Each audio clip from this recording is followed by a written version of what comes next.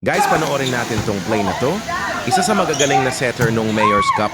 Napansin ko na ang galing ng setter mang-ipit ng bola pati mag-execute ng play. Pero sabi nila double daw yung set, paki-comment nga kung goods ba siya or fault.